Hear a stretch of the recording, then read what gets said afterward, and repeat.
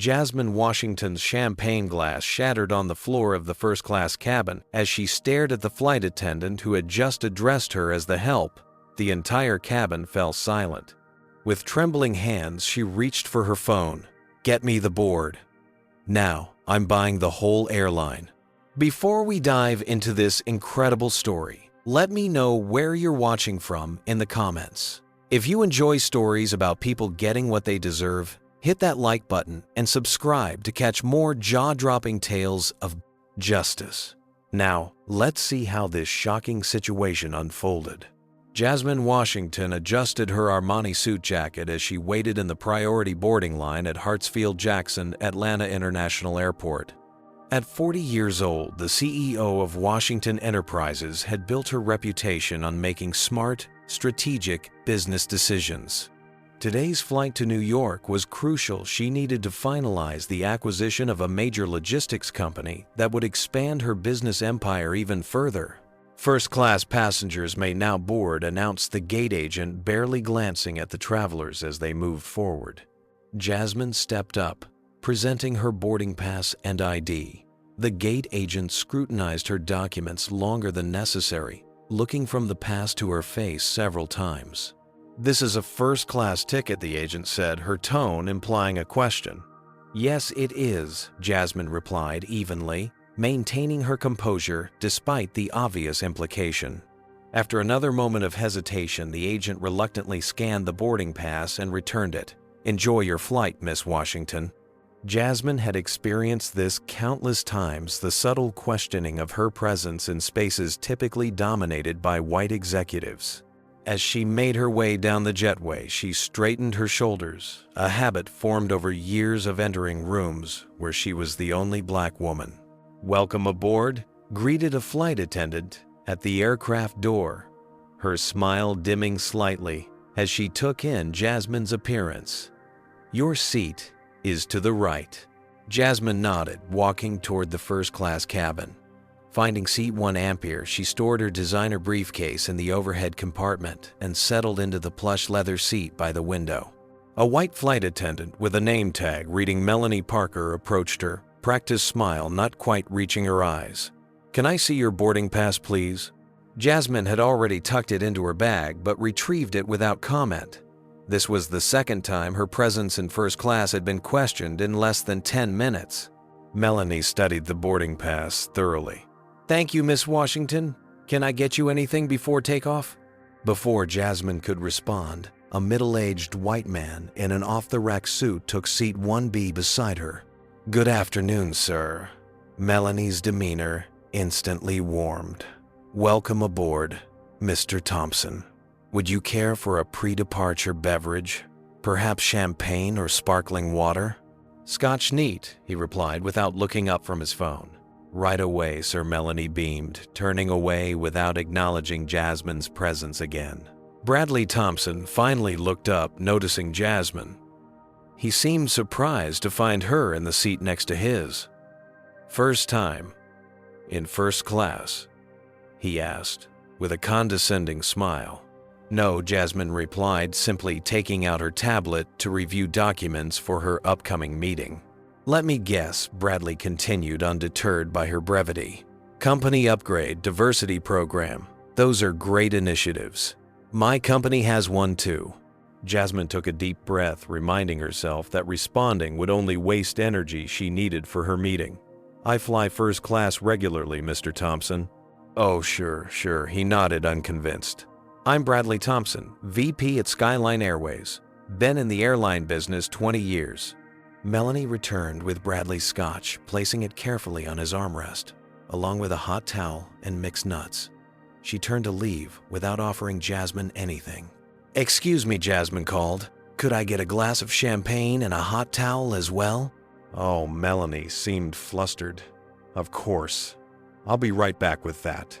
From across the aisle, another passenger, a middle-aged white man, loudly remarked to his seatmate, "These affirmative action hires are taking over everything these days. Can't even enjoy first class anymore without the diversity police forcing companies to promote unqualified people." The man, who Jasmine would later learn was named Derek Foster, made no attempt to lower his voice. Several passengers chuckled in agreement. Jasmine maintained her composure, though her grip on her tablet tightened. She'd faced this throughout her career, the assumption that her achievements came from anything but merit. As the only black female CEO in her industry, she was accustomed to being underestimated. Her mind drifted to her childhood in Chicago's South Side, where her mother had worked 3 jobs after her father's sudden death when Jasmine was 12. Despite their financial struggles, her mother had instilled in her an unshakable belief in her own potential. "You're twice as good as they are, Jasmine," her mother would say, "which means you'll have to work twice as hard to get half as far. But baby, you're gonna soar so high, they'll get dizzy watching you." That determination had earned Jasmine a full scholarship to Yale, where she'd graduated summa cum laude before obtaining her MBA from Harvard. Even there, among the elite, she'd faced constant assumptions that she didn't belong, that her presence was merely to fulfill some quota. The plane began boarding its remaining passengers. Melanie eventually returned with Jasmine's champagne, placing it on her armrest without the hot towel or nuts that Bradley had received. "We're out of hot towels," she explained curtly before hurrying away to attend to other passengers. As the boarding completed and the safety demonstration began, Jasmine noticed that Bradley was already on his second scotch, while her champagne remained untouched. She had learned long ago to never drink on business trips, another adaptation to a world where she couldn't afford the slightest perception of unprofessionalism. The plane pushed back from the gate, and Jasmine gazed out the window at the Atlanta skyline. She thought about how far she'd come from that apartment in Chicago, and how much further she still planned to go. Despite achieving more than most people could dream of, she still faced the same prejudices, just in more expensive surroundings. As they took off into the clear blue sky, Jasmine had no idea that this routine business trip was about to become anything but routine. Once the plane reached cruising altitude and the seatbelt sign turned off, Jasmine retrieved her laptop to prepare for tomorrow's meeting. The acquisition of Meridian Logistics would be a game changer for Washington enterprises, expanding their supply chain capabilities across 3 continents. She needed to review the final financial projections and contingency plans. "That's a nice computer," Bradley commented, peering over at her high-end laptop. "Let me guess, company issued." Jasmine nodded slightly without looking up, hoping her curtness would discourage further conversation. "I should tell you about diversification strategies." Bradley continued, misinterpreting her focus for inexperience. "Most minorities, diverse executives, don't understand the nuances of vertical integration."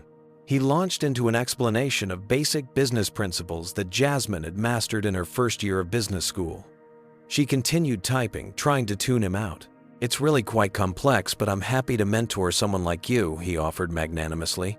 "My company has a diversity initiative where I volunteer to guide promising minorities through the corporate ladder. Not that they always have the aptitude, but it's important to try." After 15 minutes of his unsolicited mentoring, Jasmine finally reached for her noise-canceling headphones. "Thank you for the offer, Mr. Thompson, but I need to prepare for my meeting." Bradley's expression soured.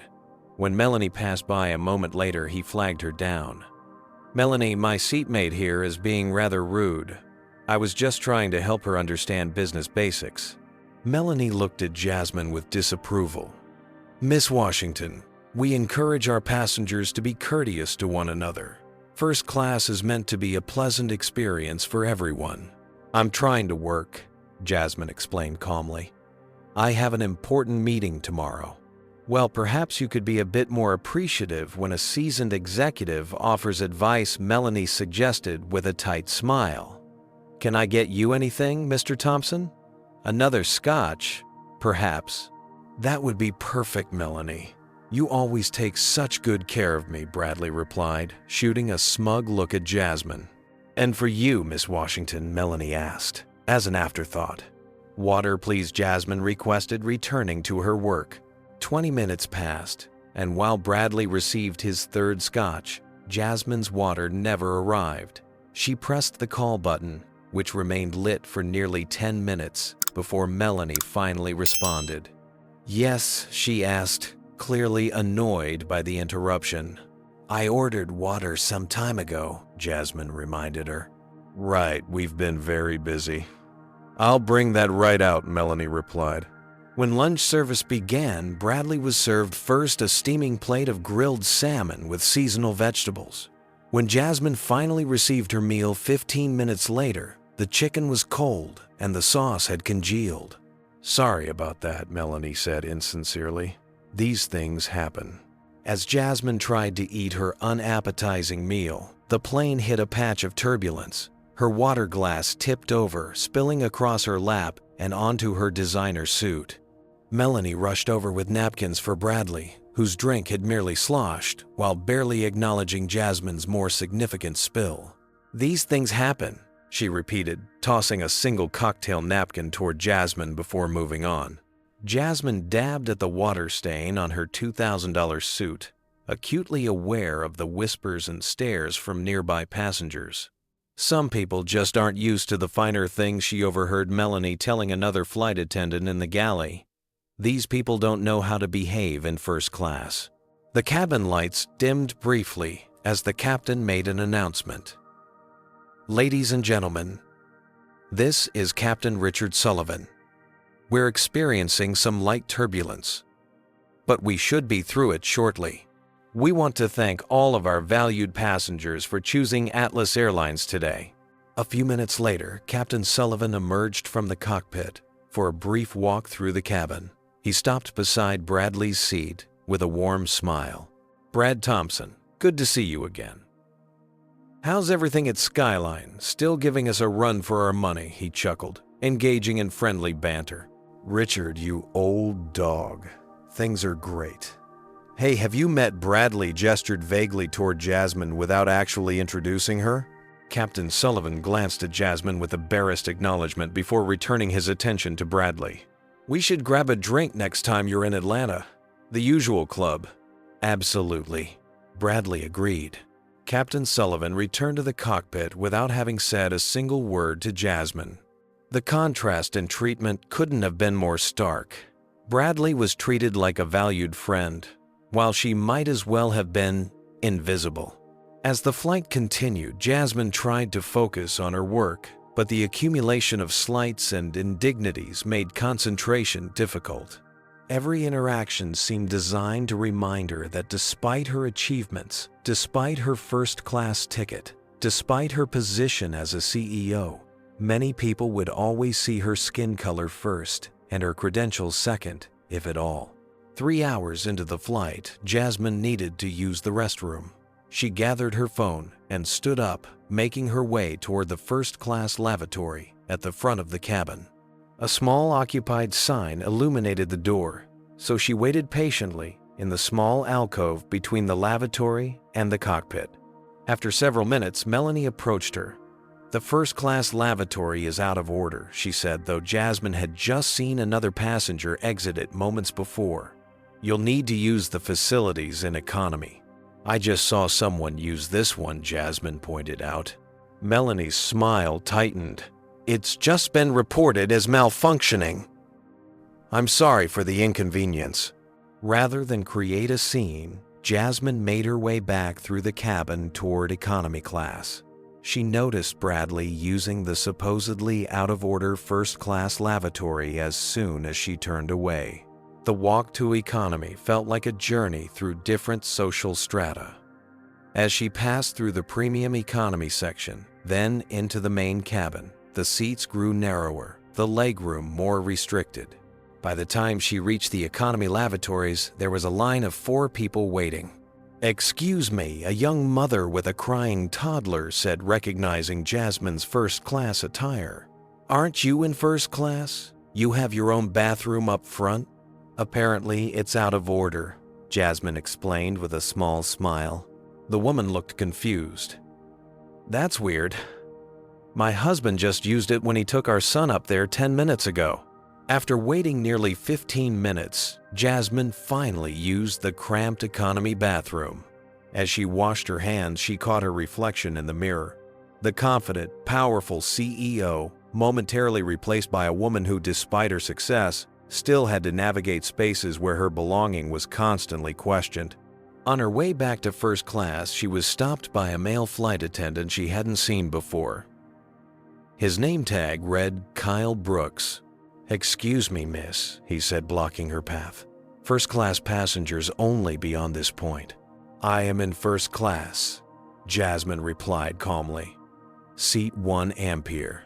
Kyle looked skeptical. "Do you have your boarding pass?" Jasmine had left it in her seat pocket, not expecting to need it mid-flight. "It's at my seat. I just went to use the restroom in economy, because I was told the first-class lavatory is out of order." "Right," Kyle said, unconvinced. "And you're in first class." His tone made it clear he didn't believe her. "Yes, seat 1 Ampere," Jasmine repeated, maintaining her composure despite the growing frustration. "Are you sure you're not the help?" Kyle asked loudly, glancing at other crew members with a smirk. "We don't have any flight attendants matching your description on this route." The cabin fell silent. Several passengers turned to watch the interaction. Jasmine felt heat rising to her face as the humiliation of being publicly questioned washed over her. Bradley, returning from the supposedly malfunctioning lavatory, chuckled as he passed. "She claims she's in 1 Ampere, he stage whispered to another passenger. "Probably snuck up from economy." From his seat, Derek Foster spoke up again. "They're always trying to get something for nothing. Bet she's using someone else's boarding pass." Jasmine stood frozen in the aisle, decades of professional composure warring with the raw indignity of the moment. She'd faced discrimination throughout her career, but rarely so blatant, so public, and so unapologetic. As Kyle continued to block her path, demanding proof of her ticket, Jasmine's hand trembled slightly. A flight attendant passed by with a tray, and when Jasmine reached out to steady herself on a seatback, her elbow accidentally knocked into the tray. The champagne glass that had been sitting there toppled over and shattered on the floor with a crash that seemed to echo through the cabin. "Now look what you've done," Kyle exclaimed, throwing his hands up. "This is exactly why. I'll need to see what's happening here," came a stern voice from behind. Captain Sullivan had emerged from the cockpit again, his face set in a disapproving frown as he surveyed the scene. "Captain, this woman claims she's in first class and has caused a disruption," Kyle explained, gesturing to the broken glass. Captain Sullivan looked Jasmine up and down his expression, making it clear what he thought of her claim. "Ma'am, have you been drinking today?" The question hit Jasmine like a physical blow. The implication that she was not only out of place, but possibly intoxicated, was the final straw. "No, Captain, I have not," she replied, her voice steady despite the storm of emotions inside her. "I am a first-class passenger in seat 1 Ampere." "Your flight attendant refused to let me return to my seat because he assumed, based solely on my appearance, that I couldn't possibly belong in first class." Captain Sullivan's expression didn't change. "We're just trying to maintain order on the aircraft, ma'am. If you continue to be disruptive, I'll have no choice but to have security meet us upon arrival in New York." It was in this moment, surrounded by judgmental stares and condescension, that something shifted in Jasmine Washington. The professional mask she'd worn for years cracked, revealing not weakness but a cold, calculated fury. With deliberate movements, she reached for her phone.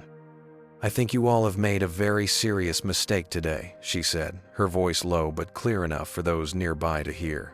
She dialed a number from memory, holding the phone to her ear, while maintaining unflinching eye contact with Captain Sullivan. "Michelle, get me the board. Now." Her voice was steel. "I'm buying the whole airline." The absolute certainty in her tone caused a flicker of unease to cross the captain's face. Around her, the mocking smiles began to fade as passengers sensed the shift in power dynamics, though they couldn't yet understand why. Bradley scoffed from his seat. "Oh, please! As if someone like you could afford to buy a pencil from this airline, let alone..." "Yes, I'm still here." Jasmine continued into the phone, ignoring Bradley completely. "Move up the timeline. Today, no more waiting." So what do you think Jasmine is planning? Have you ever witnessed discrimination on a flight? Comment below with your experiences. And if you're enjoying this story of justice in the making, tap that like button and subscribe for more. But first, let's find out what Jasmine meant by buying the whole airline. Jasmine returned to seat 1 Ampere with a new air of calm determination.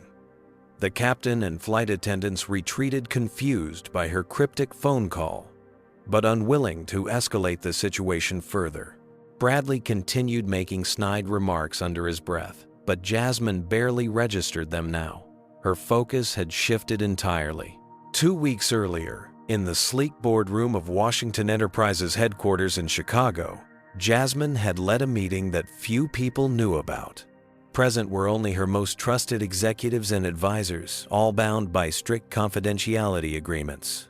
Atlas Airlines has been underperforming for years, Jasmine had explained, pointing to the financial projections on the screen. Their customer service ratings are abysmal, their fleet is aging, and their corporate culture is stuck in the 1,980 seconds. Yet they have valuable routes and gate assignments that would be nearly impossible to acquire otherwise. Her CFO, Thomas Richards, had nodded in agreement. "We've been quietly purchasing shares for the past 8 months. As of yesterday, we own 47% of the company." "Why not announce the acquisition now?" asked Denise Wong, her chief operating officer. Jasmine had smiled. "Because I want to experience the airline as an ordinary customer first. No special treatment, no executive tours. I want to see how Atlas treats its passengers when they think no one important is watching." The plan had been to finalize the takeover after Jasmine's New York meeting. The board meeting was scheduled for tomorrow afternoon, where she would officially become the majority shareholder and assume control of the company. But now, as she sat in her first-class seat with the evidence of discrimination surrounding her, Jasmine had decided to accelerate her timeline. She dialed her executive assistant, Michelle Chen. "Michelle, I need you to move up the Atlas board meeting to tonight," she instructed. "Yes, I know it's unconventional. Use the emergency provisions in their corporate charter. Article 7, Section 3 allows for immediate board meetings in cases of urgent corporate interest." Michelle, ever efficient, didn't waste time questioning the sudden change. "I'll make it happen. Virtual or in person?" "Virtual. I'll be joining from the plane," Jasmine replied. "And Michelle, make sure our legal team is standing by. I've witnessed enough discriminatory behavior today to justify immediate action under the terms of our acquisition agreement." Ending the call, Jasmine opened her laptop and connected to the plane's Wi-Fi, paying the exorbitant fee without a second thought. She accessed the secure server containing all the documents related to the Atlas Airlines acquisition, including the complete employee records she now had legal right to view.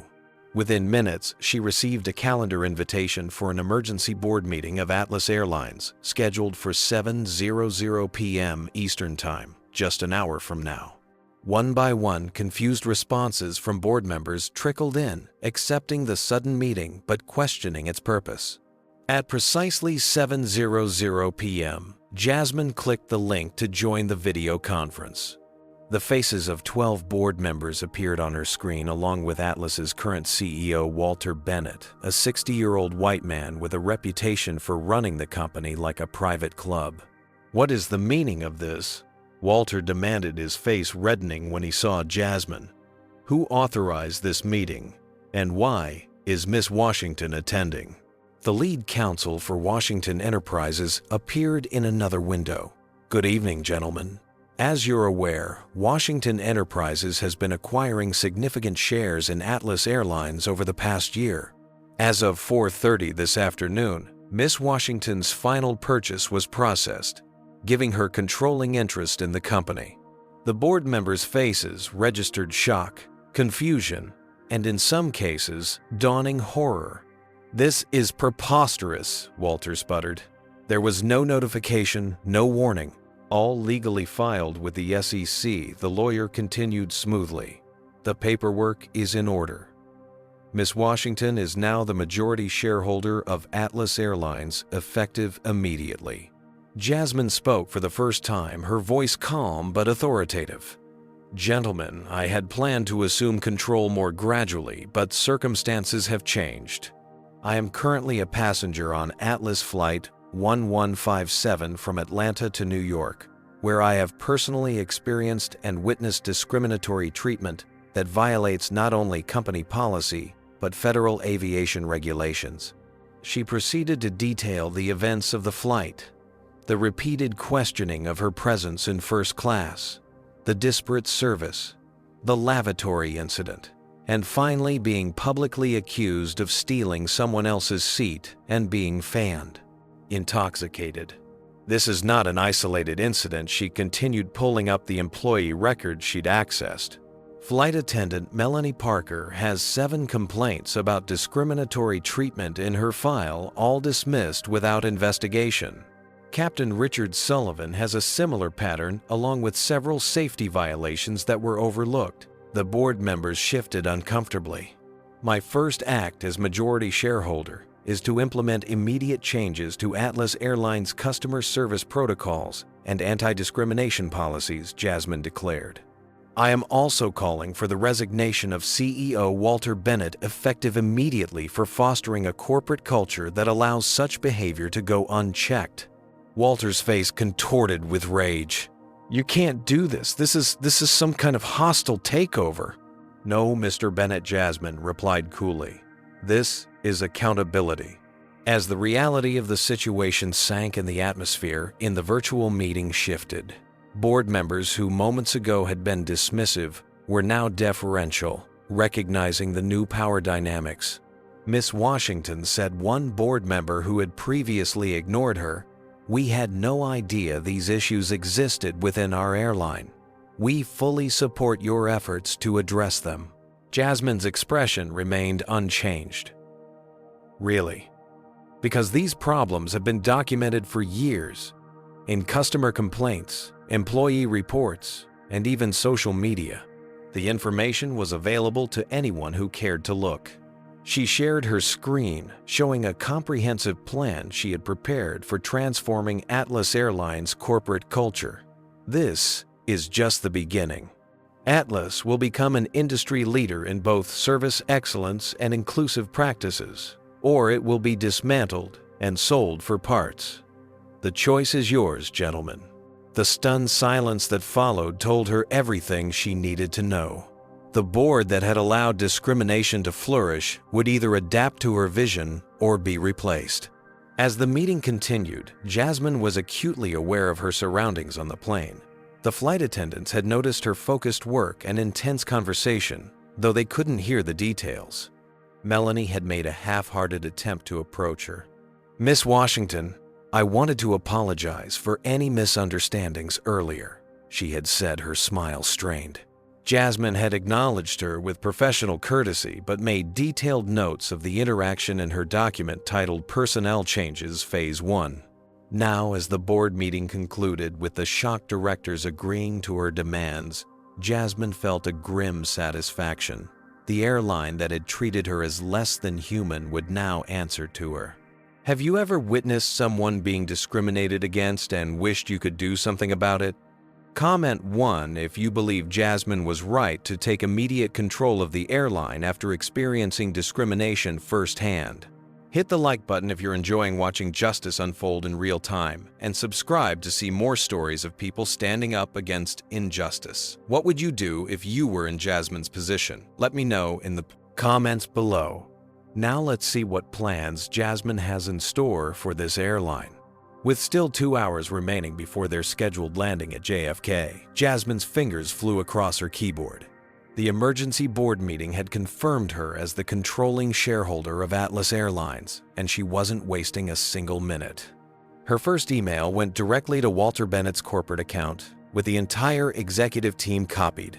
"Mr. Bennett, please ensure you are present at Gate B17 upon our arrival. We have urgent matters to discuss regarding the future of Atlas Airlines.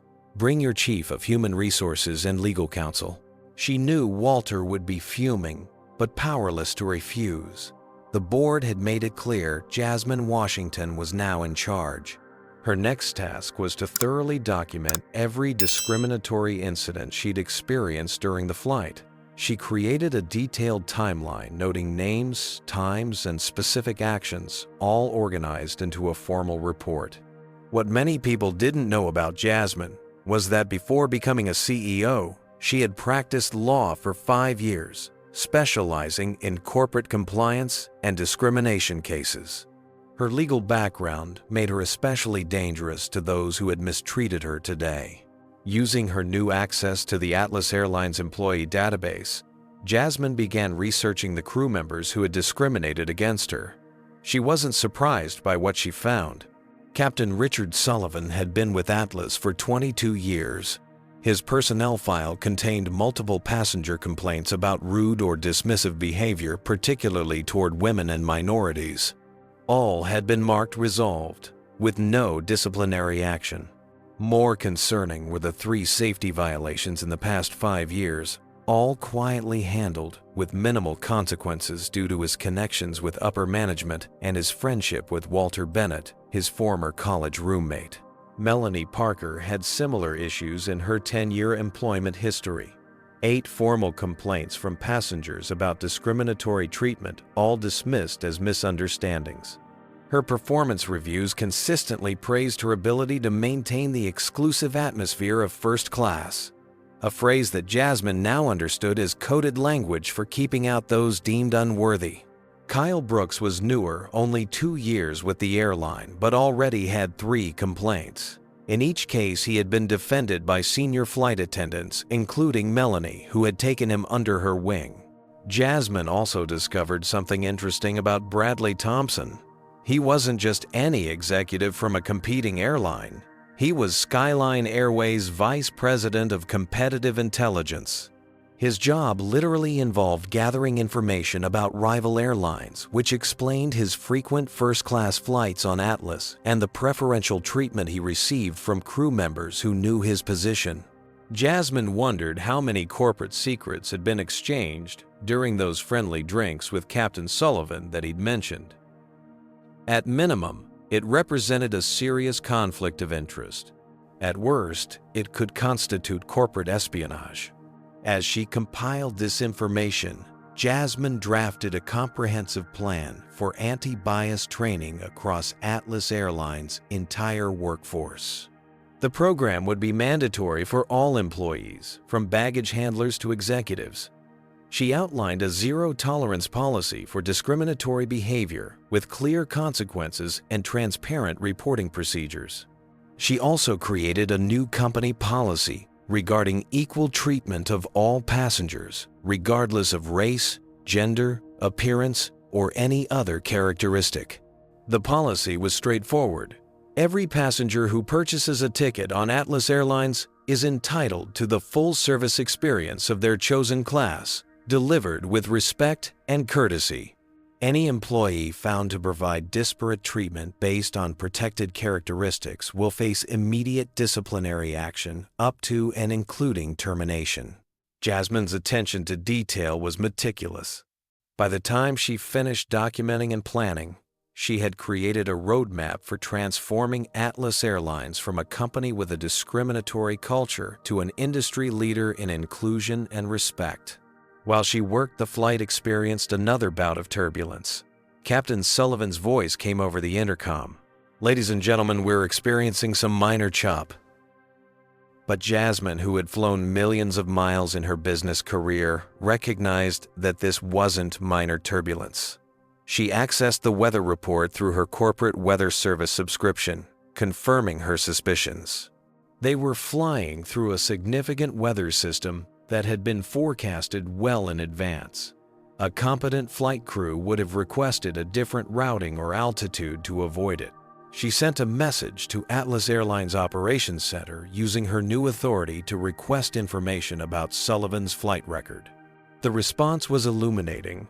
Sullivan had multiple incidents of flying through forecasted weather systems rather than going around them. prioritizing on-time arrival and fuel savings over passenger comfort and potentially safety. These incidents had been noted, but never addressed another example of the company's lax approach to accountability. Jasmine added this to her growing file of issues to address. As the plane continued toward New York through choppy air, the dynamics in the first-class cabin had shifted subtly. Kyle continued providing subpar service, still unaware of Jasmine's identity and new position. But some passengers who had witnessed her confident phone calls and focused work were beginning to wonder if there was more to this woman in seat 1 Ampere than they had initially assumed. Bradley, however, had become increasingly intoxicated and belligerent. On his 5th scotch of the flight, his comments had grown more openly racist. "You know," he said loudly to a seatmate, though clearly intended for Jasmine to hear, "when I started in this industry, you knew who belonged in first class. Now they let anyone in if they can afford the ticket." Dilutes the whole experience, if you ask me. When Jasmine continued working without acknowledging his comment, Bradley became agitated. He called over Melanie. "Is there any possibility of moving my seat?" he asked, not bothering to lower his voice. The atmosphere in this section has become uncomfortable. Melanie immediately turned to Jasmine. "Miss Washington, would you be willing to move to another seat in first class to accommodate Mr. Thompson?" The absurdity of being asked to give up her seat to appease a racist passenger might have been amusing in other circumstances. As it was, Jasmine merely looked up from her laptop with an expression of cool assessment. "No, I will not," she replied calmly. "I purchased seat 1 Ampere, and that's where I'll remain for the duration of this flight." Bradley's face reddened. "Now see here," he sputtered. "I'm a Platinum Elite member with over 1 million miles on Atlas. I think I deserve some consideration." "Mr. Thompson," Jasmine replied, her voice, "steady. Your status with the airline doesn't entitle you to displace other passengers from their assigned seats, particularly when your request is motivated by discriminatory attitudes." Bradley turned to Melanie, expecting support. "Are you going to let her talk to me like that? Do something." The situation escalated until Captain Sullivan was called from the cockpit once again. He assessed the scene with obvious bias, automatically assuming Jasmine was the problem. "Ma'am," he said sternly, "if you continue to cause disruptions, I will have no choice but to have security meet this aircraft when we land." Jasmine closed her laptop and looked directly at Captain Sullivan. "I strongly suggest you check your company email before making threats you cannot follow through on, Captain Sullivan." Something in her tone gave Sullivan pause. For the first time, he seemed to consider that there might be more to this passenger than he had assumed. "What exactly do you mean by that?" Jasmine simply smiled. "You'll understand very soon." As the plane began its initial descent toward New York, the cabin crew prepared for landing. The earlier turbulence had intensified, causing the aircraft to bounce and shudder through rough air. Several passengers looked nervous, gripping their armrests during particularly strong jolts. Captain Sullivan's voice came over the intercom, unnaturally casual given the conditions. "Folks, we're beginning our descent into JFK International Airport. We've got a bit of weather to work through, but it's nothing this bird can't handle. Flight attendants, prepare the cabin for arrival." Jasmine, who had been monitoring the weather on her phone, knew the situation was more serious than Sullivan was letting on.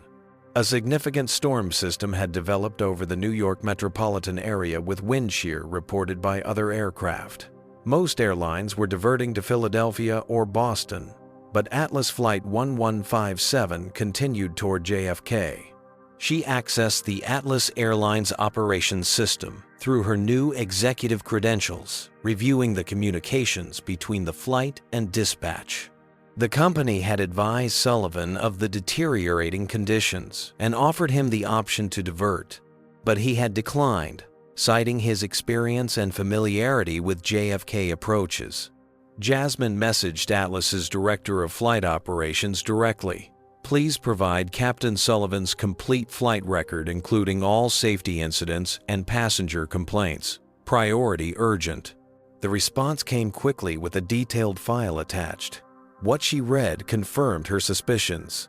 Sullivan had multiple incidents in his record where he had made questionable decisions regarding weather, all in the name of maintaining on-time performance, a metric that affected his bonus compensation. In several cases, these decisions had resulted in unnecessarily rough flights and at least one injury when a flight attendant fell during unexpected turbulence. More concerning, Sullivan had connections in upper management that had shielded him from consequences. His college roommate was not only CEO Walter Bennett, but also the brother-in-law of the former director of flight operations, creating a clear conflict of interest in how his incidents were handled.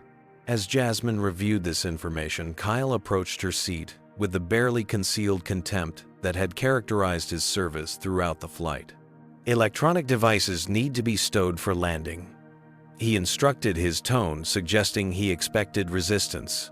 Of course, Jasmine replied, saving her documents before shutting down her laptop. She noted that Bradley was still using his tablet, but Kyle made no move to address this discrepancy. The plane hit another patch of rough air, dropping suddenly before recovering.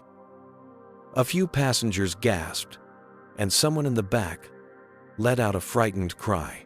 Bradley, who had consumed at least 6 drinks during the 5-hour flight, unbuckled his seatbelt and stood unsteadily. "I need to use the bathroom." "Sir, you need to remain seated with your seatbelt fastened," Kyle said, rushing to his side. "We're experiencing turbulence and preparing for landing." "Do you know who I am?" Bradley slurred. "I'm a VP at Skyline. I practically own this airline."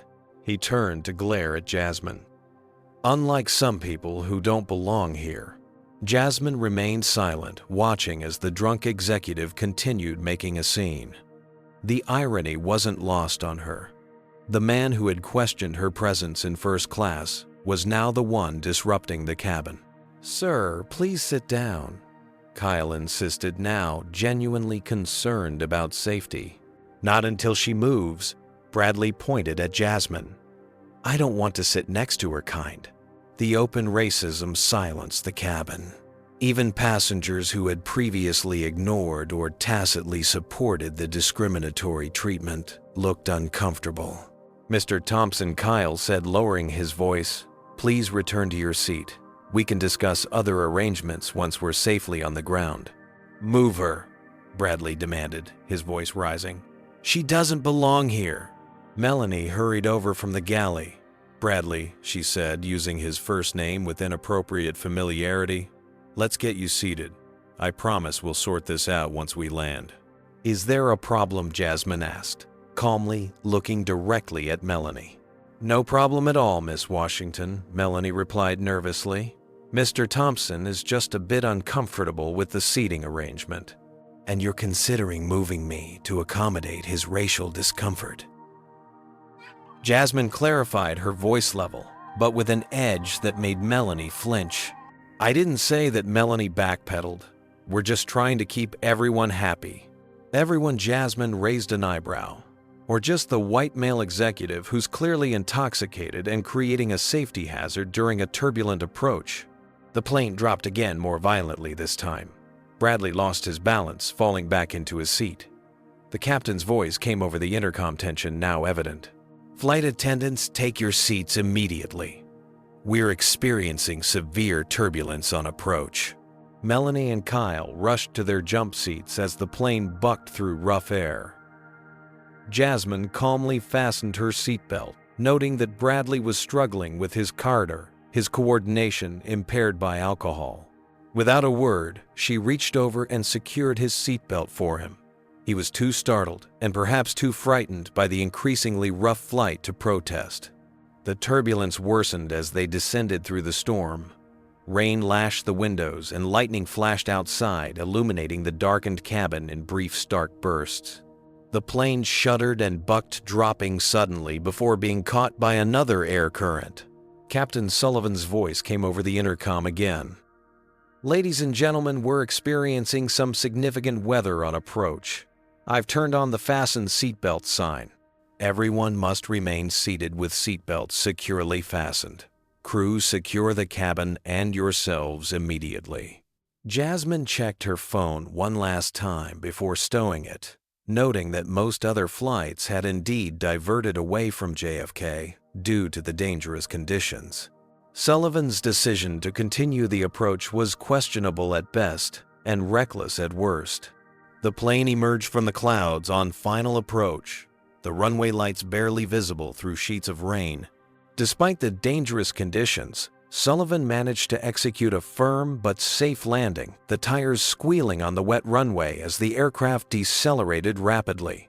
As soon as the plane reached the gate and the seatbelt sign turned off, Sullivan emerged from the cockpit, his face flushed with the adrenaline of the challenging landing. He nodded to Bradley and a few other regular passengers before making his way toward Jasmine's seat. "Miss Washington," he began, his tone falsely conciliatory, "I understand there were some misunderstandings during our flight today." "Were there?" Jasmine replied coolly. "Look," Sullivan continued, lowering his voice, "we all want to avoid unpleasantness. I'm sure we can resolve any issues without involving airport security or further escalation." Jasmine looked at him thoughtfully. "You might want to check your company email before continuing this conversation, Captain Sullivan." Sullivan frowned, pulling out his phone. As he scrolled through his messages, his expression changed from confusion to disbelief and finally to dread. He looked up at Jasmine, truly seeing her for the first time. You're the new majority shareholder," he stammered. "I am Jasmine, confirmed, and I believe we have some serious matters to discuss regarding your performance today, both as a captain and as a representative of Atlas Airlines." Sullivan's face paled. "Miss Washington, I had no idea." Clearly, Jasmine cut him off. "And that's precisely the problem, isn't it? Because had you known who I was, you would have treated me with respect. The fact that you didn't know shouldn't have mattered." Around them, other crew members were checking their devices, the news of the ownership change spreading rapidly throughout the company. Melanie and Kyle stood frozen in the galley, their faces reflecting growing horror as they realized the gravity of their actions. Bradley, still oblivious to the dramatic shift in power dynamics, pushed past Sullivan. "Richard, are you really going to let her talk to you like that? Who does she think she is?" Sullivan couldn't meet his eyes. "She's the new owner of Atlas Airlines, Brad." Bradley's smug expression collapsed. "What?" Miss Washington now holds controlling interest in Atlas. Sullivan repeated each word, clearly painful, effective immediately. The color drained from Bradley's face as the implications of his behavior throughout the flight dawned on him. You were just revealing your true character," Mr. Thompson. Jasmine finished for him. "As were all of you." Her gaze swept over Sullivan, Melanie, and Kyle. "And now we'll see the consequences of those revelations." As passengers began to disembark, whispers spread through the cabin. The woman in 1 Ampere, the one who had been treated so dismissively, now owned the entire airline. The story was already spreading to other parts of the plane, passengers pulling out phones to search for news about Atlas Airlines and Jasmine Washington. Jasmine remained seated, allowing others to depart first. She had one more call to make before leaving the aircraft. "Michelle." "Yes, we've landed. Is everything in place?" She listened briefly. "Perfect. And the HR team is waiting. Excellent." She ended the call and finally stood gathering her belongings with unhurried precision. As she made her way toward the exit, crew members who had ignored her for 5 hours now scrambled to appear attentive and respectful. At the aircraft door, Jasmine paused and turned to Captain Sullivan, who stood nearby with a sickly expression. "Captain, I suggest you join me at Gate B-17. We have some urgent matters to discuss regarding your employment with Atlas Airlines." As passengers streamed into the terminal at JFK, word of what had happened aboard Flight 1157 spread like wildfire. Those who had witnessed the discrimination firsthand recounted the story to others, embellishing details and speculating about what would happen next. In the digital age, news traveled fast. Several passengers were already posting about the incident on social media. Meanwhile, the flight crew gathered in the galley, frantically checking their company devices. Emergency notifications had been sent to all Atlas employees about the change in ownership, though few details were provided beyond the fact that Washington Enterprises had acquired controlling interest in the airline. Captain Sullivan read the message for the third time, his hands visibly shaking. "This can't be happening," he muttered more to himself than to his colleagues. Melanie nervously twisted her hands together. "Richard, what do we do?" "I didn't know. We didn't know who she was." "That's exactly the problem," Kyle interjected, suddenly understanding the gravity of the situation. "We shouldn't have treated her that way, regardless of who she was." Sullivan shot him a withering look. "Now you develop a conscience, after calling her the help." Melanie checked her company phone again, scrolling through a new message that had just arrived. They're calling an emergency staff meeting. All crew members from this flight are to report to Conference Room C immediately after deplaning.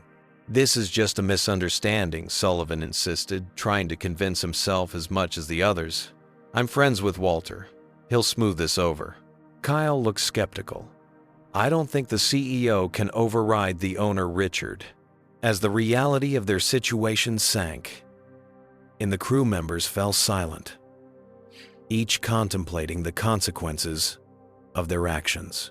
They had treated a passenger with contempt and discrimination, only to discover she was now their boss with the power to determine their professional futures. In the main cabin, Bradley Thompson remained seated long after the other passengers had deplaned.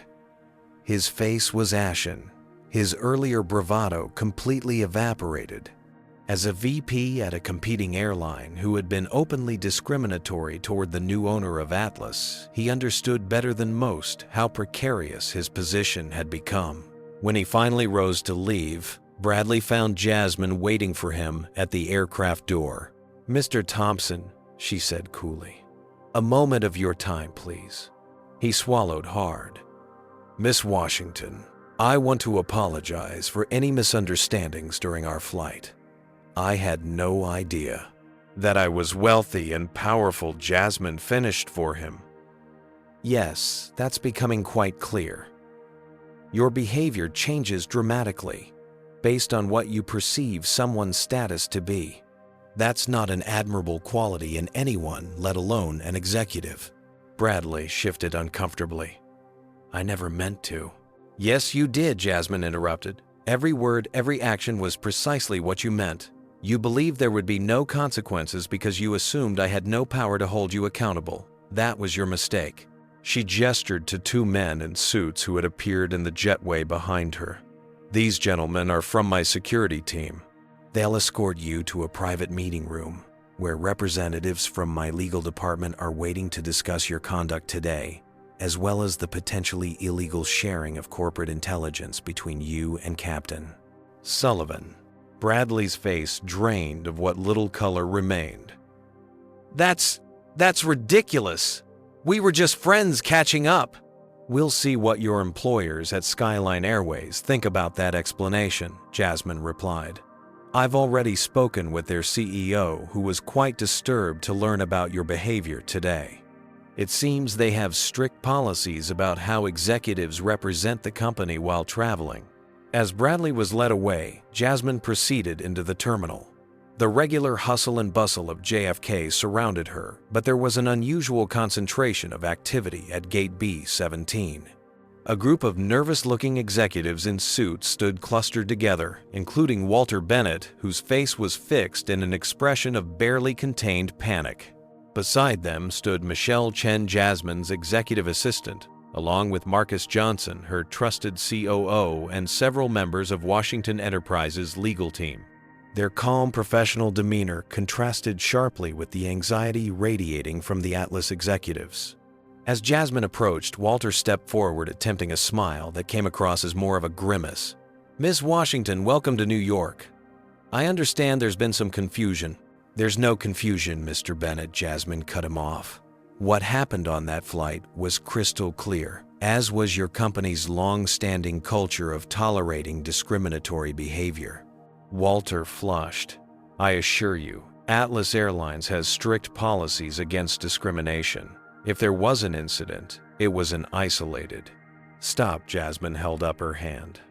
Don't compound the problem by lying to me. I've already accessed your company's records and found numerous complaints about the exact same behavior I experienced today, all dismissed without proper investigation. She turned to address the gathered executives. For those who don't know me, I'm Jasmine Washington, CEO of Washington Enterprises, and as of 4:30 this afternoon, the majority shareholder of Atlas Airlines. I had planned to experience your airline as a regular customer before announcing the acquisition. What I discovered was a culture of discrimination so deeply embedded that it's clearly sanctioned from the top down.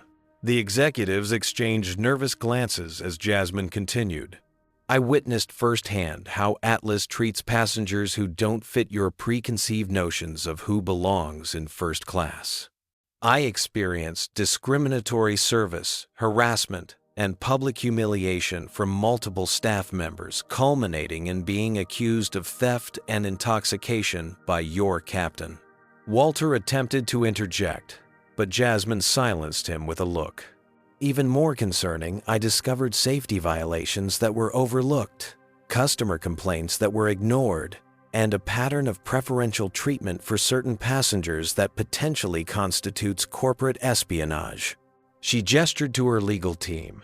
My attorneys have prepared detailed documentation of everything I witnessed today, along with the historical evidence of similar incidents. We'll be reviewing this with each of you individually. The flight crew emerged from the jetway led by Captain Sullivan. They froze when they saw the gathering, suddenly understanding that this was far more serious than a typical customer complaint. Sullivan's eyes darted between Jasmine and Walter, clearly hoping his friend would intervene on his behalf. But Walter avoided his gaze, already calculating how to save his own position. Jasmine addressed the crew directly. Captain Sullivan, Miss Parker, Mr. Brooks, you are all being placed on administrative leave, pending a full investigation into your conduct today. Security will escort you to HR for preliminary interviews, after which you'll be required to surrender your company credentials until the investigation concludes. Melanie stepped forward, her voice quavering. Miss Washington, please, I have children to support. I can't lose this job. You should have considered that before participating in the systematic mistreatment of passengers based on their race, Jasmine replied not unkindly but firmly. Everyone deserves to be treated with dignity, Miss Parker.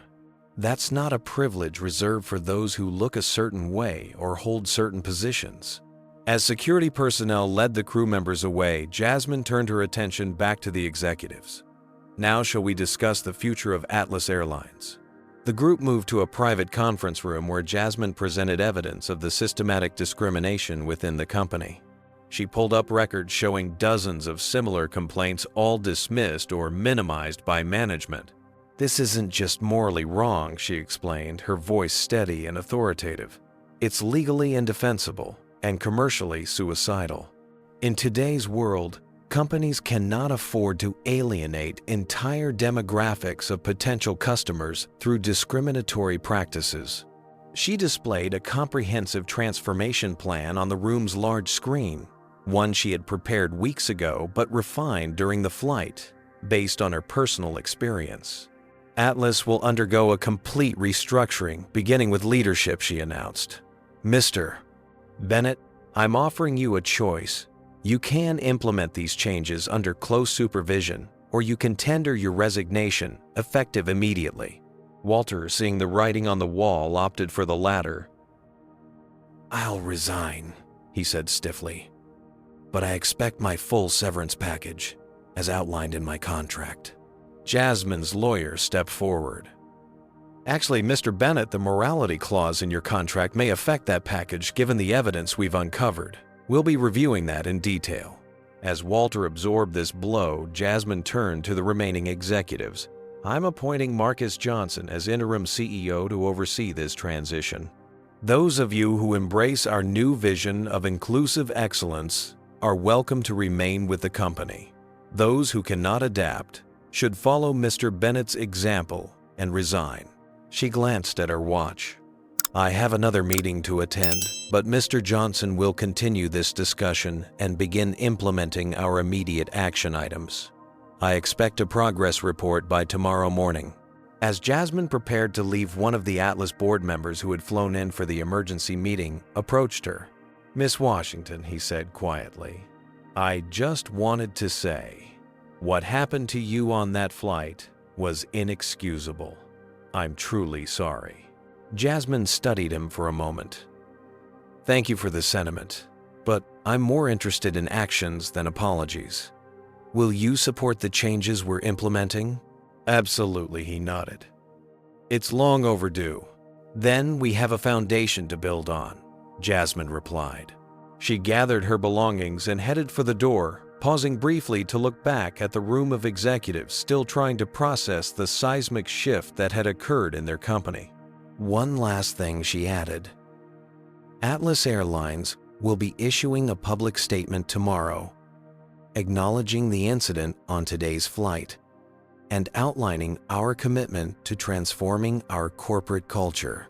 We will own our mistakes and be transparent about our path forward.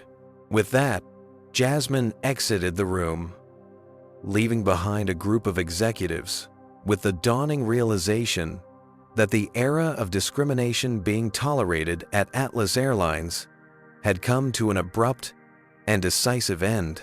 6 weeks after the fateful flight from Atlanta to New York, the headquarters of Atlas Airlines buzzed with a new energy. Gone were the dark wood paneling and dated furnishings that had characterized Walter Bennett's tenure. The executive floor now featured glass walls and an open concept design, a physical manifestation of the transparency Jasmine Washington had demanded throughout the company. In a spacious conference room overlooking the Manhattan skyline, Jasmine presided over a meeting with the newly restructured executive team. Marcus Johnson, who had transitioned from interim to permanent CEO, sat at her right hand. To her left was Denise Wong, who had moved from Washington Enterprises to become Atlas's new Chief Operating Officer. The customer satisfaction numbers for May are announced the new Chief Customer Officer, presenting a graph on the large screen. We're up 27% since the implementation of our new service protocols. Jasmine nodded approvingly. And employee feedback?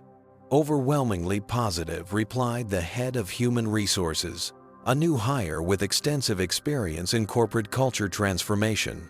The mandatory anti-bias training was initially met with resistance from some departments, but the follow-up surveys indicate a significant shift in understanding and commitment.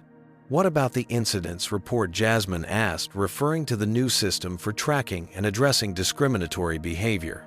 We've seen a 40% increase in reporting, the HR director explained, which was expected as employees become more comfortable with the system.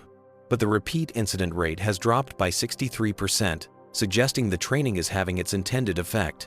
Marcus Johnson added, the financial markets have responded positively as well. Atlas stock is up 17% since the announcement of our Culture Transformation Initiative. Jasmine allowed herself a small smile of satisfaction. The changes she had implemented were already bearing fruit. Though she knew the work of truly transforming a corporate culture was a marathon, not a sprint. And what about our former employees? She asked, turning to the legal representative present. The attorney consulted her notes. Captain Sullivan accepted early retirement rather than face the disciplinary hearing. His commercial pilot's license is under review by the FAA due to the safety violations we reported. Jasmine had insisted on transparency with regulatory agencies about the safety concerns she had uncovered, believing that accountability was necessary for genuine change. Melanie Parker completed the sensitivity training program and has accepted a position in our customer service call center where her interactions can be monitored and evaluated. She's on a 6-month probationary period. This had been a difficult decision for Jasmine. While she believed in consequences, she also believed in second chances for those willing to learn and change. Melanie had seemed genuinely remorseful during her disciplinary hearing and had young children to support. Jasmine had authorized her reassignment to a position where she could prove her commitment to the company's new values. Kyle Brooks has not sought reinstatement, the attorney continued. He's currently working for a regional carrier in the Midwest. The meeting continued with updates on various aspects of the transformation plan. When it concluded, the executives filed out, leaving Jasmine alone with Marcus and Denise. "You've accomplished more in 6 weeks than most companies do in 6 years, Marcus observed. "The industry is taking notice." "It's just the beginning," Jasmine replied. "Real change takes time and consistent effort. We need to maintain this momentum." Denise handed her a tablet displaying recent news articles about Atlas Airlines. The headlines ranged from "Corporate Culture Revolution at Atlas" to "How one Black executive transformed an airline overnight." "The media narrative has been overwhelmingly positive," Denise noted, though some outlets are questioning whether one incident can justify such sweeping changes. Jasmine handed the tablet back with a knowing look. It wasn't one incident. It was thousands of incidents experienced by countless passengers over years. I just happened to be the one with the power to do something about it. Later that afternoon, Jasmine attended a different kind of meeting. In a community center in the Bronx, she sat with a diverse group of former passengers who had experienced discrimination on Atlas flights. The company had reached out to everyone who had filed complaints over the past 5 years, inviting them to participate in focus groups to help shape the airline's new approach to customer service. "I never expected to hear from the airline again after my complaint was dismissed," said an elderly Black woman who had been denied assistance with her luggage, while white passengers received help. "When I got your letter, I thought it was a joke." "It's no joke," Mrs. Taylor Jasmine assured her. "Your experiences matter, and they're helping us build a better company." A Latino man shared his story of being repeatedly questioned about his first-class ticket, despite being a frequent business traveler. A Muslim family described being subjected to additional random screening every time they flew. A transgender passenger recounted being humiliated by staff who refused to honor their gender identity. Jasmine listened to each story with genuine concern, taking notes and asking thoughtful questions. These testimonials would inform the next phase of Atlas's transformation, a comprehensive review of every customer touchpoint to identify and eliminate opportunities for bias. After the focus group concluded, Jasmine was approached by a reporter who had been granted permission to observe the session. "Miss Washington, you've initiated a complete overhaul of Atlas Airlines based on your personal experience of discrimination. Some critics are calling it an overreaction or a vendetta. How do you respond?" Jasmine considered her answer carefully. "What happened to me was not unique or isolated. It was simply the most visible example of a pervasive problem. The stories you heard today confirm that. This isn't about vengeance. It's about creating an airline where everyone is treated with dignity, regardless of their appearance or background." "And what about the employees who were disciplined or terminated?" "Some have claimed they were scapegoats for systemic issues. Everyone was given the opportunity to acknowledge their mistakes and commit to our new standards," Jasmine explained. "Those who chose not to do so made their own decisions about their futures with Atlas. We're focused now on building a culture where such behavior is neither tolerated nor rewarded." As Jasmine left the community center, her phone buzzed with a notification. It was an update on Bradley Thompson, the Skyline Airways executive who had been so disdainful during the flight.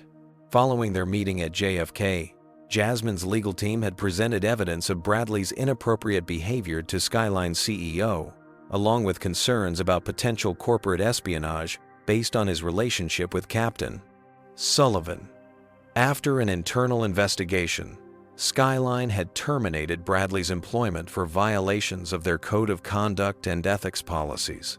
The notification informed Jasmine that Bradley had filed a wrongful termination lawsuit against Skyline, claiming he was fired due to pressure from Washington Enterprises.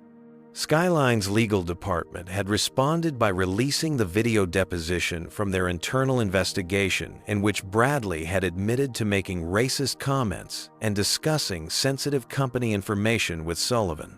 The lawsuit had been dismissed, and Bradley was now reportedly working as a sales representative for a small charter company effectively blacklisted from major airlines. Jasmine felt no satisfaction in Bradley's downfall, only a sense that accountability had been served. His actions had consequences, just as Atlas Airlines was now facing the consequences of years of enabling discriminatory behavior. That evening, Jasmine returned to her penthouse apartment with a view of Central Park. As she kicked off her shoes and poured herself a glass of wine, she reflected on how much had changed in just 6 weeks. The incident on Flight 1157 had accelerated her timeline but not altered her fundamental plan. She had always intended to transform Atlas Airlines into an industry leader in both service excellence and inclusive practices. The discrimination she'd experienced had simply made the need for change more personal and urgent. Her phone rang. It was her mother calling from Chicago. "I saw you on the news again," her mother said proudly after they exchanged greetings. "My baby changing the world, one airline at a time." Jasmine laughed. "Hardly the world, Mom. Just one company with a lot of room for improvement." "Don't downplay it," her mother chided gently. "What you're doing matters. Every time someone like us can fly without being treated like we don't belong, that's a victory." After they hung up, Jasmine walked to the window, gazing out at the city lights. Her mother was right, these changes mattered. Not just for her or the passengers in the focus group, but for everyone who had ever felt the sting of being judged by their appearance rather than their character. Tomorrow would bring new challenges in the ongoing transformation of Atlas Airlines. There would be resistance to overcome, systems to redesign, and a corporate culture to rebuild.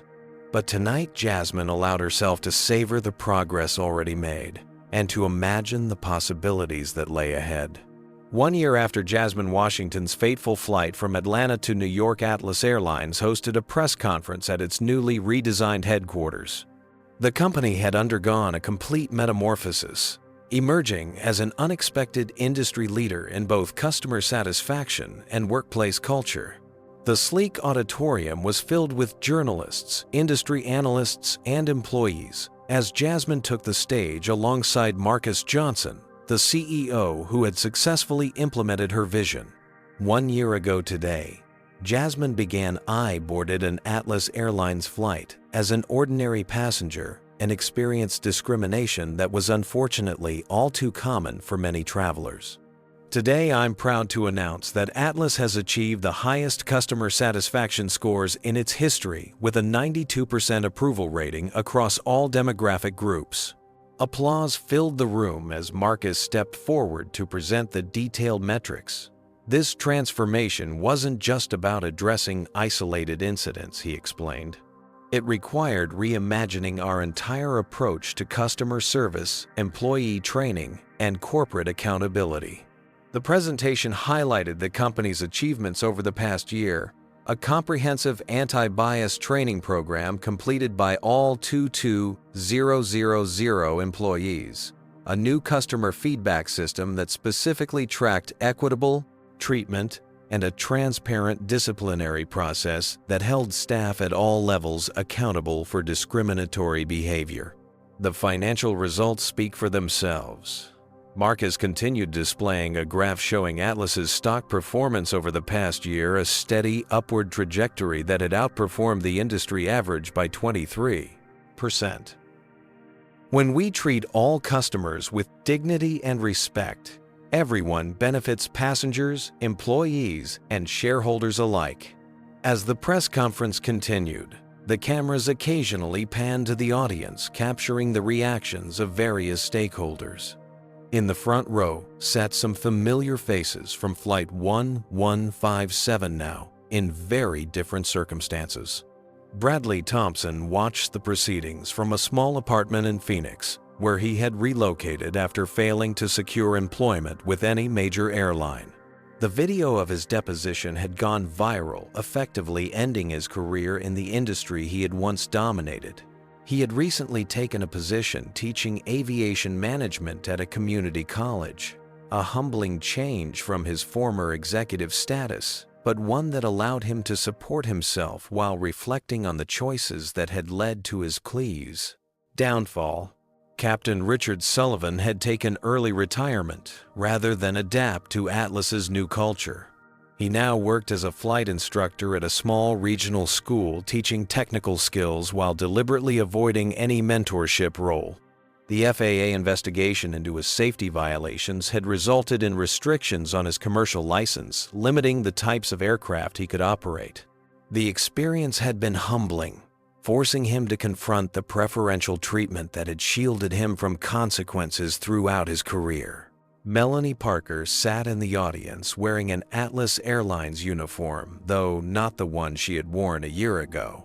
After completing sensitivity training and a 6-month probationary period in the call center, she had applied for a position with the company's new Customer Experience Team, a group specifically tasked with ensuring equitable treatment for all passengers.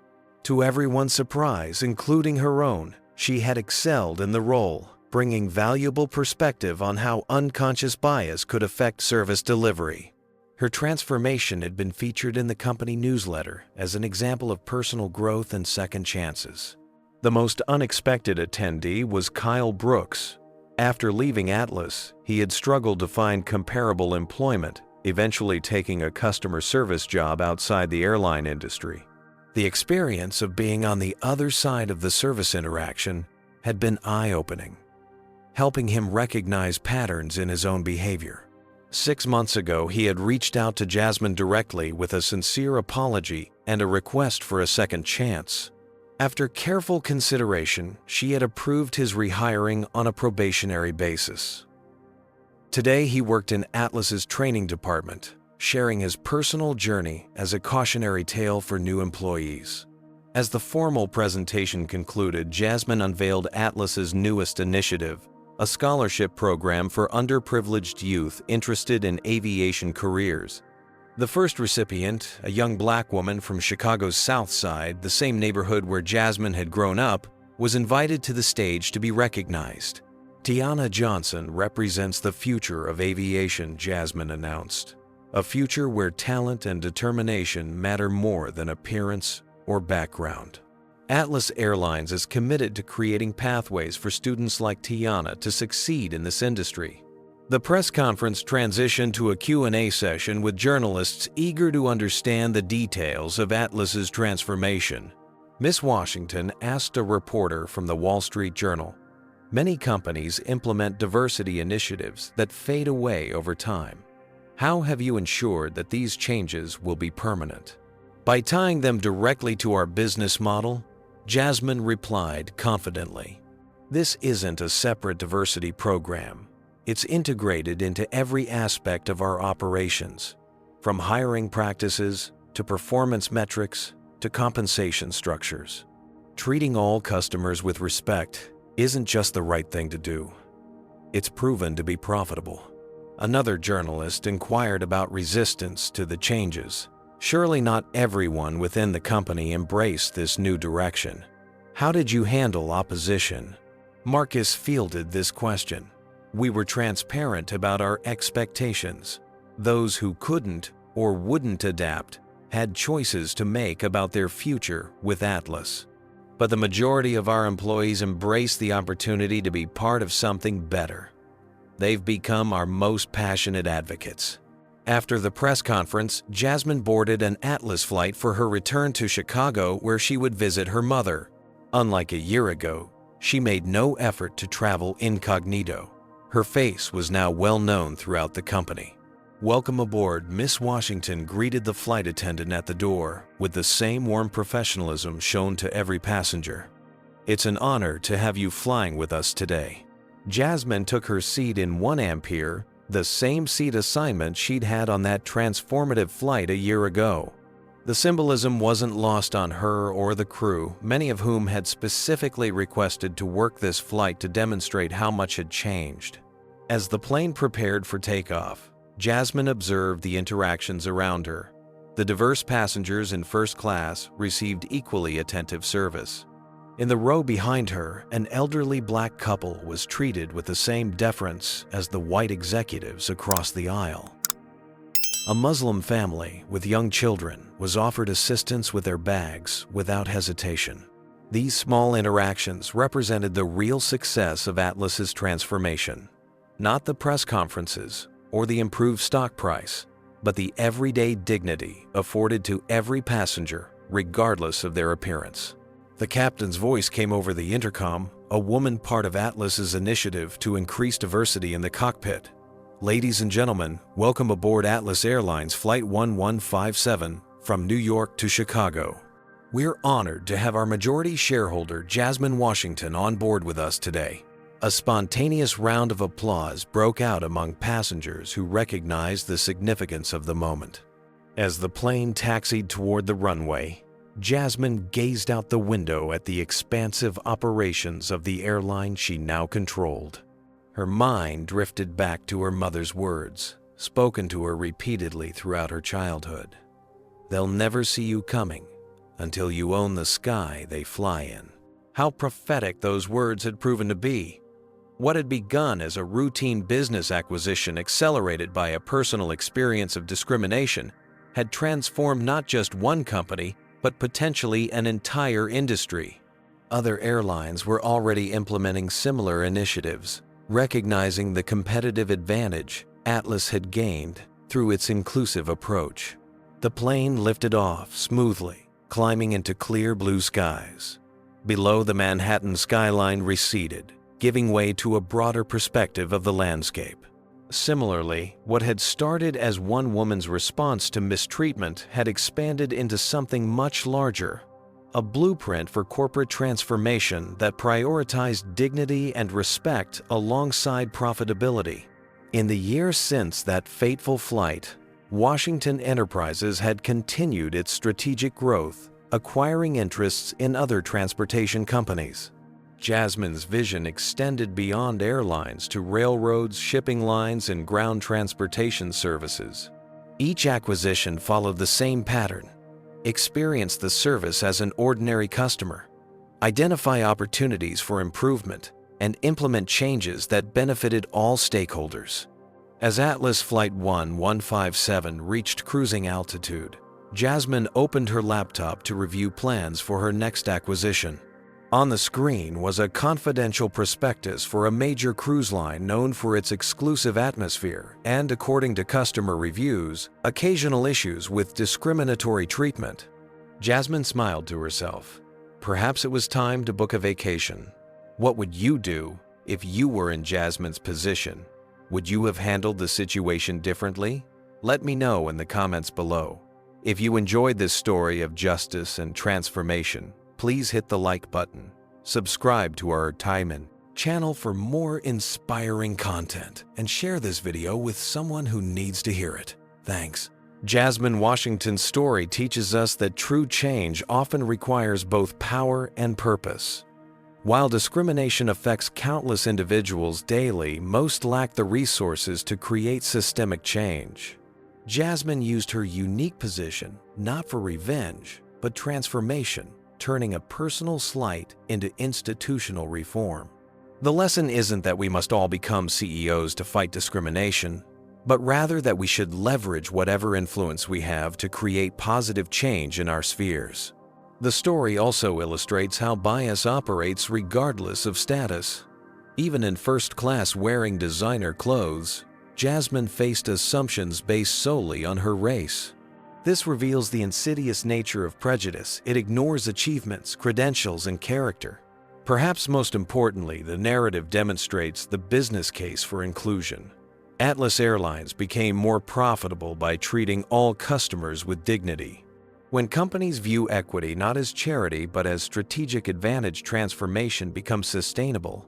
Real change happens when doing the right thing aligns with doing the profitable thing. Have you ever witnessed discrimination and wished you could make a difference? What small actions can we take in our daily lives to create more inclusive environments? Share your thoughts in the comments below. If this story of justice and transformation resonated with you, please hit that like button. It helps more people see these important messages. Subscribe to our channel for more powerful stories that challenge perspectives and inspire positive change. And if you know someone who needs to hear this message, sharing is caring.